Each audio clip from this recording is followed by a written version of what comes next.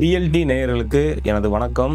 தினமும் எங்களது வீடியோக்களை பார்த்து எங்களுக்கு ஆதரவு கொடுத்து கொண்டிருக்கும் அனைத்து நேயர்களுக்கும் மக்களுக்கும் எனது மனமார்ந்த நன்றி. இன்றைய வீடியோவில் நம்ம எதை பற்றி பார்க்க போகிறோம் அப்படின்னா, திராவிட முன்னேற்ற கழகம் கட்சியில் இணைந்துள்ளது தேசிய முற்போக்கு திராவிட கட்சி. கட்சி பயணித்த தேர்தல் களம் பற்றியும் மக்கள் அவர்களுக்கு கொடுத்த ஆதரவு பற்றியும் தான் இந்த வீடியோவில் நம்ம தெளிவாக பார்க்க இருக்கோம். தேசிய முற்போக்கு திராவிட கழக கட்சி கிட்டத்தட்ட நம்ம தமிழகத்துல ஒரு எல்லா கட்சிக்கும் முன்மாதிரியான கட்சின்னு கூட நம்ம சொல்லலாம். அதே போன்று ஒரு கட்சி எப்படி இருக்க வேண்டும் அப்படிங்கிறதுக்கும் தேசிய திராவிட முற்போக்கு கழக கட்சி உதாரணம்னு சொல்லலாம். ஒரு கட்சி எந்த கட்சியோட இணையக்கூடாது, ஒரு கட்சி இப்படிலாம் இருக்கக்கூடாது அப்படிங்கிறதுக்கும் உதாரணம் இந்த தேசிய முற்போக்கு திராவிட கட்சியை சொல்லலாம். ஏன் இதை சொல்றேன் அப்படின்னா, திராவிட முன்னேற்ற கழகத்துடன் இணைந்திருப்பது தேசிய முற்போக்கு திராவிட கழகம். இது கடந்து வந்த பாதை எந்த அளவுக்கு மக்கள் இவர்களுக்கு ஆதரவு அளித்திருக்கிறார்கள் என்று நீங்கள் ஆராய்ந்து பார்த்தீங்கன்னா, யாருடன் கூட்டணி இணைந்தால் மக்கள் ஆதரவு அளிக்கிறார்கள் என்பது மிக தெளிவாக தெரியும்.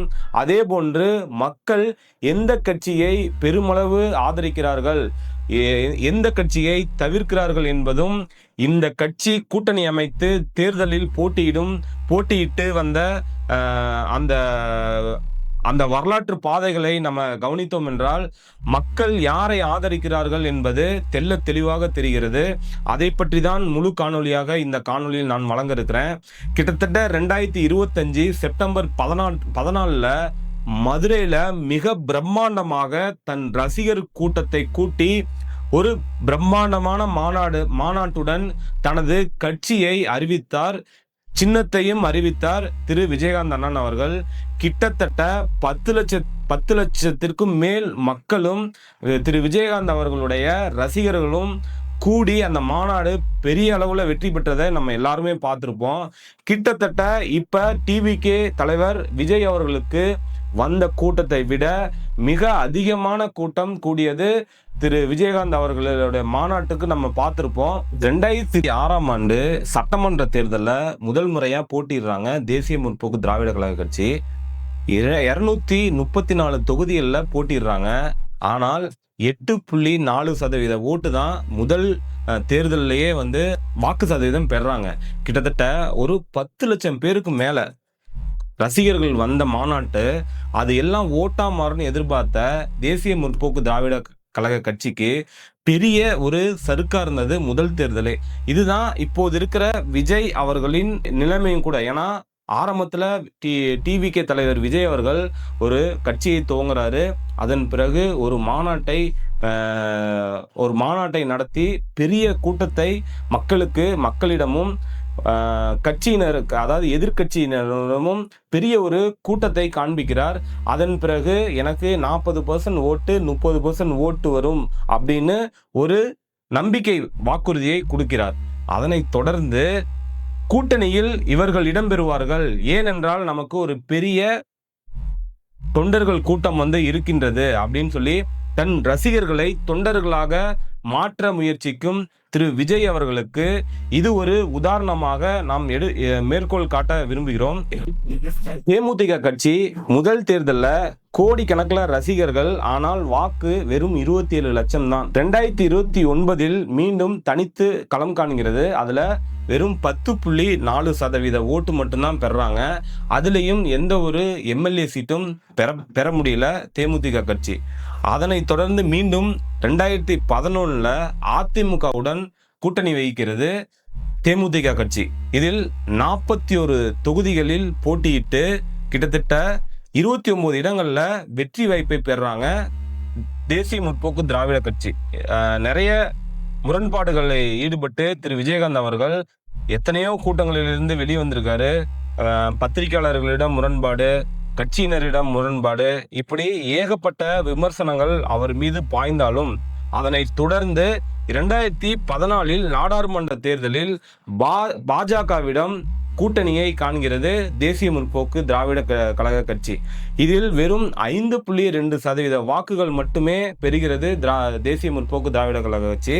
அதனைத் தொடர்ந்து 2014 தேர்தலில் மக்கள் நல கூட்டணி என்று ஆரம்பித்து திரு விஜயகாந்த் அவர்களை முதலமைச்சர் வேட்பாளராக நிறுத்துகிறார்கள்.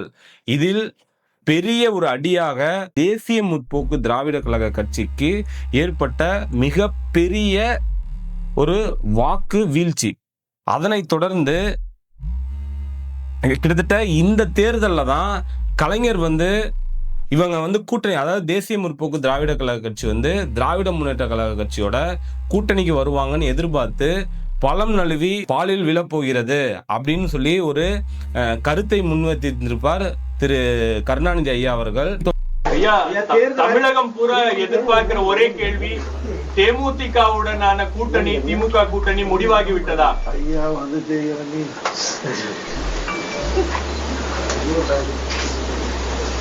பழம் நழுவி கொண்டிருக்கிறது. பாலில் எப்போது இன்னும் முடிவாகவில்லை. தொடர்ந்து 2019 நாடாளுமன்ற தேர்தல் மீண்டும் அதிமுகவுடன் கூட்டணி மேற்கொள்றாங்க. பட்டும் திருந்தாத தேசிய முற்போக்கு திராவிட கழக கூட்டணி பாத்தீங்கன்னா வெறும் 2.2% வாக்குகள் மீண்டும் குறைவான வாக்கு விகிதத்தில் பெரிய அளவு ஒரு தோல்வியை காண்றாங்க தேமுதிக கட்சி. 2021 சட்டமன்ற தேர்தலில் திராவிட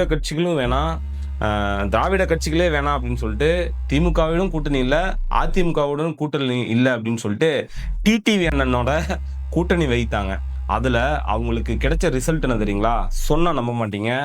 வெறும் 4.4%, 1% வாக்கு கூட வாங்காம வெறும் 0.4% வாக்குகள் மட்டுமே பெற்று பெரிய ஒரு தோல்வியை அடைஞ்சாங்க தேமுதிக கட்சி.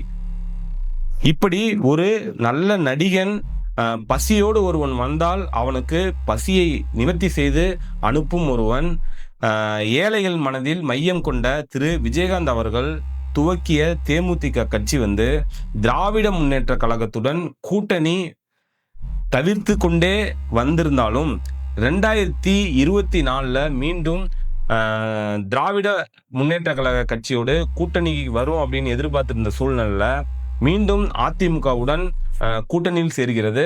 கிட்டத்தட்ட கணிசமா 2.6% ஓட்டு, அதாவது 2021 வெறும் 1% கூட வாங்காத கட்சி மீண்டும் 2024 போட்டியிட்ட தேமுதிக 2.4% ஓட்டு மீண்டும் தன் தொண்டர்களிடம் ஒரு வாக்கு வித்தியாசத்தில் ஒரு சின்ன வாக்குகள் மட்டுமே வாங்குறாங்க.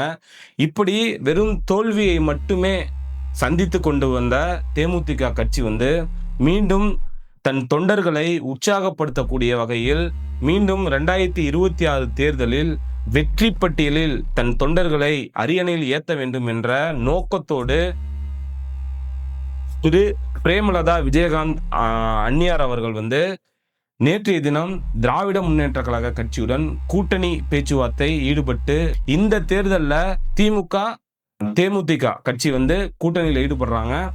இரு கட்சிகள் தொண்டர்களின் விருப்பம், கோடிக்கணக்கான ரசிகர்கள், அதாவது கலைஞரின் ரசிகர்களும் கேப்டன் அவர்களின் ரசிகர்களும் விருப்பமாக இது அமையும் என்று மக்கள் எதிர்பார்க்கிறார்கள். தமிழ்நாடு வெல்லும், தமிழ்நாடு தலை நிமிரும். மீண்டும் ஸ்டாலின்.